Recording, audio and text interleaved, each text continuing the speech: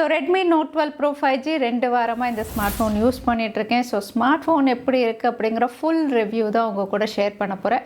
Price அப்படின்னு பார்த்தீங்கன்னா launch பண்ணும்போது வந்து 25,000க்கு, அதாவது base variant 6GB 128GB storage variant வந்து 24,999க்கு லான்ச் பண்ணியிருந்தாங்க.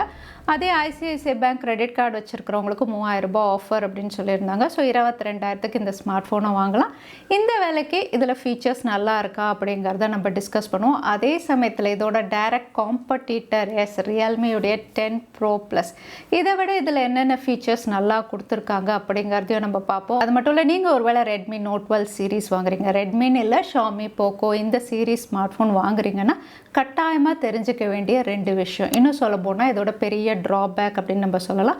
அது என்ன அப்படிங்கிறதையும் நம்ம டிஸ்கஸ் பண்ணுவோம். அதை தெரிஞ்சதுக்கப்புறம் இந்த ஸ்மார்ட் ஃபோனை வாங்கலாமா வேண்டாமா அப்படிங்கிறத நீங்கள் டிசைட் பண்ணிக்கலாம். ஸோ சேனலுக்கு ஃபஸ்ட் டைம் வந்திருக்கீங்கன்னா, என் பேர் வனா, இது technical Chennai. So Redmi Note 12 Pro 5G இந்த ஸ்மார்ட் ஃபோனுடைய ஃபுல் ரிவ்யூ பார்க்குறதுக்கு முன்னாடி குயிக்காக இதோட அன்பாக்சிங் பாக்ஸில் என்னென்ன கொடுத்துருக்காங்க அப்படிங்கிறத பார்த்துருவோம். அது மட்டும் இல்லை, நீங்கள் ஒரு வேளை ரியல்மியுடைய 10 Pro Plus வாங்கணும் அப்படின்னு யோசிச்சிங்கன்னா வந்து இந்த ஸ்மார்ட் ஃபோனுடைய ஃபுல் ரிவ்யூவும் நம்ம சேனலில் இருக்குது. நான் கார்டு கொடுக்குறேன், நீங்கள் செக் பண்ணிக்கோங்க. ஸோ பாக்ஸ் அப்படின்னு பார்த்தீங்கன்னா Redmi Note 12 Pro 5G மேலே பிரிண்ட் பண்ணியிருக்காங்க. பேக் சைடில் உங்களுக்கு ஃபீச்சர்ஸ், ஸ்மார்ட் ஃபோனில் என்னென்ன ஃபீச்சர்ஸ் அப்படின்னு லிஸ்ட் அவுட் பண்ணியிருக்காங்க, நீங்கள் படித்து பார்த்துக்கலாம். ஸோ கவர் ஓப்பன் பண்ணோன்னா பிளாக் கலர் கார்டு இருக்குது, ரெட்மி பை ஷாமின்னு. இது உள்ள வந்து உங்களுக்கு சிம் இஜெக்டர் டூல் கொடுத்துருக்காங்க. அதோட வந்து டாக்குமெண்டேஷன், வாரண்ட்டி எல்லாருக்கும் நீங்கள் படித்து பார்த்துக்கலாம்.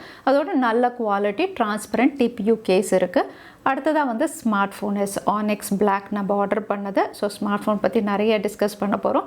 இது கூடவே 67 watt fast charger black charger உங்களுக்கு உள்ளே இருக்குது.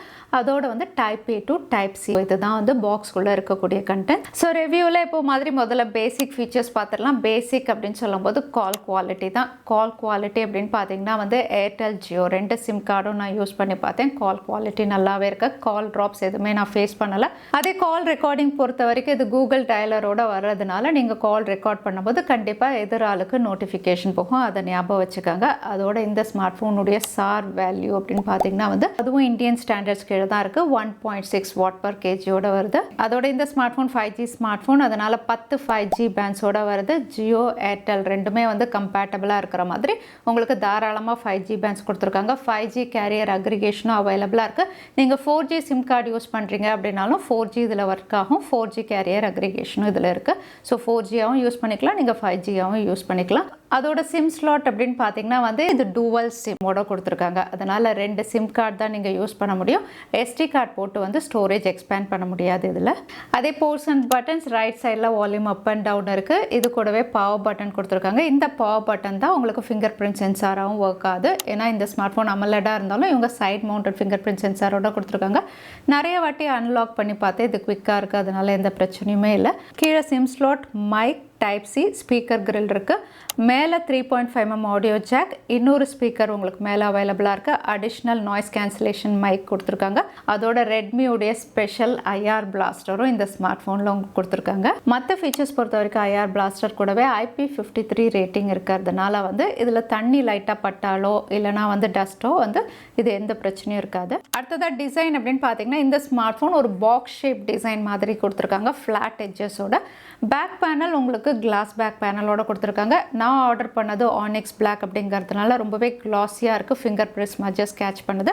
இன்னும் 2 கலர்ஸ் இருக்குது, ஸ்டார் டஸ்ட் பர்பிள், அதுக்கப்புறம் வந்து கிளேசியர் ப்ளூன்னு. அது ரெண்டும் கொஞ்சம் மேட் ஃபினிஷில் இருக்கும், அதையும் நீங்கள் செக் பண்ணலாம். அதே ஃப்ரேம்ஸ் அப்படின்னு பார்த்தீங்கன்னா உங்களுக்கு பிளாஸ்டிக் ஃப்ரேம் கொடுத்துருக்காங்க மேட் ஃபினிஷில். ஸோ டிசைனை பொறுத்த வரைக்கும் Note 11 ப்ரோவை விட இங்கே கேமரா மாடல் ரொம்பவே நல்லாயிருக்கு. அதே சமயத்தில் வந்து உங்களுக்கு ஸ்மார்ட் ஃபோன் பார்த்தீங்கன்னா வந்து ஜஸ்ட் 187 கிராம்ஸ் தான், அதனால ஸ்லீக்காக இருக்குது. கொஞ்சம் அகலமாக இருக்குது. உங்களுக்கு ரியல்மி 10 Pro Plus எல்லாம் கம்பேர் பண்ணும்போது வந்து ஸ்மார்ட் ஃபோன் அகலமாக இருக்குது. ஃப்ளாட் எட்ஜஸ் அப்படிங்கிறதுனால கையில் ஹோல்ட் பண்ணுறதுக்கு ஈஸியாக இருக்குது, யூஸ் பண்ணுறதுக்குமே கம்ஃபர்டபுளாக இருக்குது. அதே ரியல்மியுடைய 10 Pro Plus அப்படின்னு பார்த்தீங்கன்னா வந்து உங்களுக்கு கர்வ்டு டிஸ்பிளேவோட வருது. இது கொஞ்சம் பாக்ஸ் ஷேப்பாக பெருசாக அகலமாக இருக்குது. பட் இது காம்பேக்டாக வந்து ஸ்லீக்காக இருக்கிறதுனால கர்வ்டு டிஸ்பிளே வந்து உங்களுக்கு ரியல்மி 10 Pro Plus வந்து கொஞ்சம் பெட்டராக இருக்குது. இந்த ஃபீச்சர்ஸ் எல்லாம் இருந்தாலுமே நான் ஆச்சரியப்பட்டது அப்படின்னு பார்த்தீங்கன்னா வந்து இதோட டிஸ்பிளே. இது 6.67 inch Pro AMOLED டிஸ்பிளேவோட கொடுத்துருக்காங்க. கூடவே 120Hz higher refresh rate, HDR10+ support இருக்குது, டால்பி விஷன் சப்போர்ட்டும் இருக்குது, 10-bit கலர் காம்பினேஷன். அதோட பீக் பிரைட்னஸ் அப்படின்னு பார்த்தீங்கன்னா 900 நிட்ஸோட வருது. அதனால் டைரக்ட் சன்லைட்டில் நீங்கள் யூஸ் பண்ணாலுமே வந்து உங்களுக்கு வேர்ட்ஸ் எல்லாம் ரொம்பவே தெளிவாகவே இருக்குது. ரொம்பவே பிரைட்டர் டிஸ்பிளேவாகவும் கொடுத்துருக்காங்க.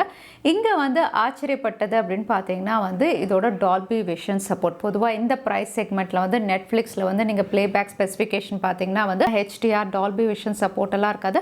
ஆனால் இந்த ஸ்மார்ட் ஃபோனில் உங்களுக்கு அந்த சப்போர்ட் கொடுத்துருக்கிறதுனால யூடியூப் நெட்ஃப்ளிக்ஸ்லாம் வீடியோ வாட்ச் பண்ணுறீங்க அப்படிங்கும்போது கலர்ஸ் ரொம்பவே நல்லா இருக்குது. இது AMOLED பேனல் அப்படிங்கிறதுனால உங்களுக்கு டீப் பிளாக்கும் நல்லாவே இருக்குது. அதே சமயத்தில் மற்ற கலர்ஸும் வந்து வைப்ரண்ட்டாக உங்களுக்கு என்ஹான்ஸ் பண்ணி காட்டுது. அதோட P3 கலர் கேமட் இருக்கிறதுனால வந்து கலர் கேலிப்ரேஷன் AMOLED பேனலில் நீங்கள் மூவிஸ் பார்க்குறீங்க, வெப் சீரிஸ் பார்க்குறீங்க அப்படிங்கும்போது ரொம்பவே நல்லா இருக்குது டிஸ்பிளே. பெசல்ஸும் பார்த்தீங்கன்னா வந்து ஆல்மோஸ்ட் உங்களுக்கு ஈவன் பெசல்ஸ் தான். நாச்சும் வந்து வித்தின் நாச்சாக இருக்கிறதுனால வந்து டிஸ்பிளே ரொம்பவே நல்லா கொடுத்துருக்காங்க. பிரைட்டாகவும் இருக்குது, வைப்ரண்ட்டாகவும் இருக்குது. அதே கொரில்லா கிளாஸ் 5 ப்ரொடெக்ஷன் அப்படின்னு சொல்லும்போது ஃப்ரண்ட்டில் உங்களுக்கு டிஸ்பிளேல இருக்குது. அதே பேக் சைடும் கிளாஸ் பேக் பேனல் அப்படின்னாலும் கொரில்லா கிளாஸ் 5 ப்ரொடெக்ஷன் கிடையாது அதில். அதே performance Redmi Note 12 Pro 5Gலையும் Realme 10 Pro Plus மாதிரி MTK Dimensity 1080 இந்த 5G சிப்பில் கொடுத்துருக்காங்க. 6 nanometer clock speed 2.6 GHz. அதோட GPU Mali G68. அதோட இந்த ஸ்மார்ட் ஃபோன்லேயும் உங்களுக்கு RAM எக்ஸ்பேன்ஷன் அவைலபிளாக இருக்குது. 6GB ஸ்டோரேஜ் இருக்குது அப்படின்னா 2GB வரைக்கும் நீங்கள் RAM எக்ஸ்பேண்ட் பண்ணிக்க முடியும். ஸோ 8GB RAM மாதிரி யூஸ் பண்ணலாம். UFS 2.2 இந்த ஃபீச்சர்ஸோட தான் வருது. ஸோ பெர்ஃபார்மன்ஸில் ஸ்கோர்ஸ் அப்படின்னு பார்க்கும்போது வந்து அந்த 2 ஸ்கோர்ஸில் ரெண்டுமே ஒரே சிப்பாக இருந்தாலும் Realme 10 Pro Plus வந்து உங்களுக்கு 5 லட்சத்துக்கு மேலே ஸ்கோர்ஸ் இருக்குது.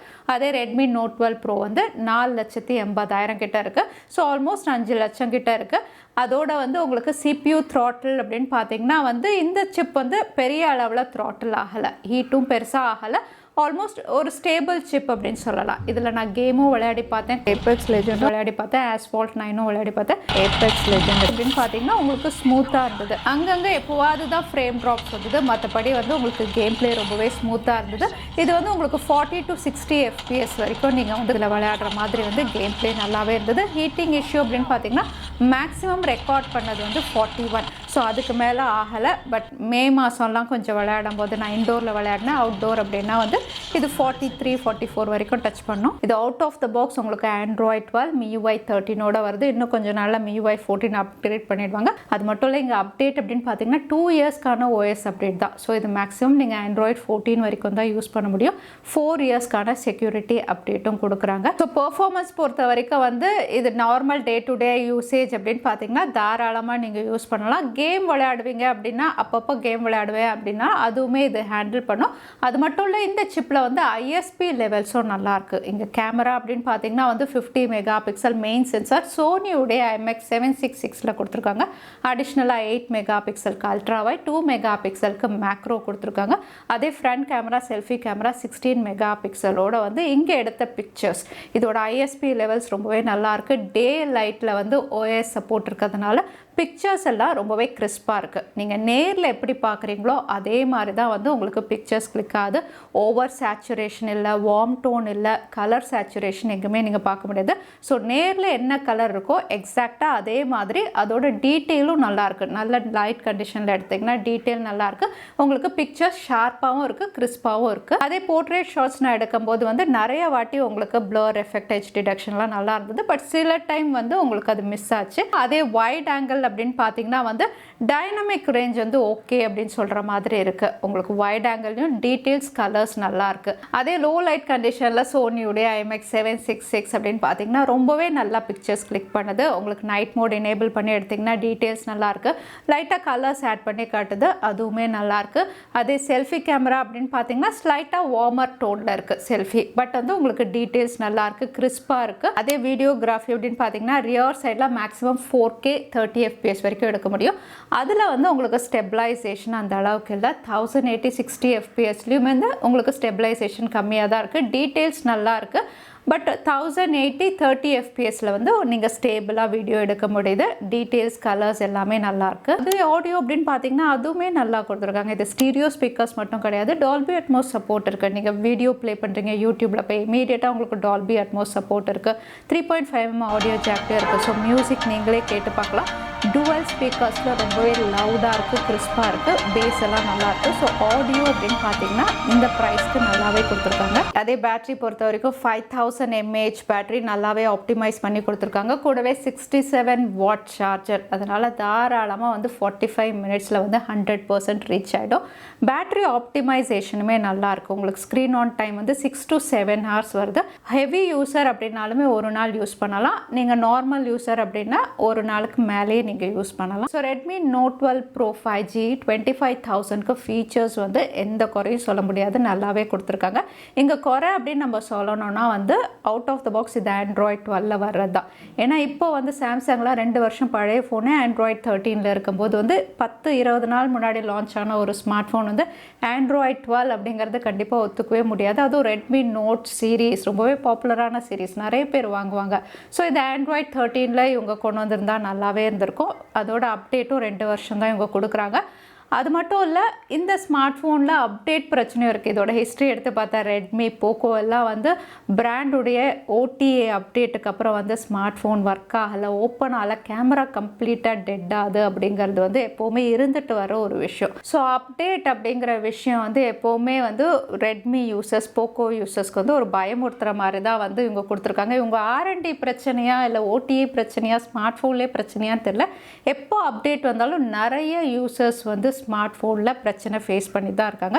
ஸோ நீங்கள் ஒருவேளை இந்த ஸ்மார்ட் ஃபோன் வாங்குறீங்க அப்படின்னா வந்து இதில் அப்டேட் வருதுன்னா ஜஸ்ட்டு நீங்கள் வந்து கம்யூனிட்டி ஃபார்ம் அந்த மாதிரி செக் பண்ணுங்கள். அப்டேட் பண்ணுறதுக்கு முன்னாடி பண்ணலாமா வேண்டாமா, ஏதாவது இஷ்யூ இருக்கா அப்படின்னு நீங்கள் ஆன்லைனில் செக் பண்ணிவிட்டு அதுக்கப்புறம் அப்டேட் பண்ணுங்கள். ஏன்னா அதுக்கு முன்னாடி அப்டேட் பண்ணிவிட்டு அதுக்கப்புறம் ஸ்மார்ட் ஃபோன் ஆன் ஆகலை, கேமரா ஒர்க் ஆகலை அப்படின்னு கவலைப்படுறத விட அப்டேட் பண்ணுறதுக்கு முன்னாடி ஏதாவது இஷ்யூஸ் இருக்கா அப்படின்னு சர்வீஸில் எல்லாம் நீங்கள் செக் பண்ணிவிட்டு அப்டேட் பண்ணுங்கள். அதோட ரெட்மி ஸ்மார்ட் ஃபோன் அப்படின்னு சொன்னாவே வந்து ப்ரைஸ் ஓவர் ஃபீச்சர்ஸ் எப்போவுமே நீங்கள் நல்லா கொடுக்குறீங்க. இது கூடவே வந்து ஓடிஏ அப்டேட்டில் கொஞ்சம் ஆர்என்டி பண்ணி அதுவும் பெஸ்ட்டாக கொடுத்தீங்கன்னா வந்து இந்த smart phone value for money device தான். So Redmi note 12 pro 5G பற்றி நீங்கள் என்ன நினைக்கிறீங்க தவறாமல் கமெண்ட்டில் ஷேர் பண்ணுங்கள். வீடியோ பிடிச்சிருந்தா லைக் பண்ணுங்கள், உங்கள் ஃப்ரெண்ட்ஸோட ஷேர் பண்ணுங்கள். இன்னொரு வீடியோவில் பார்க்குறேன். Stay safe, stay happy.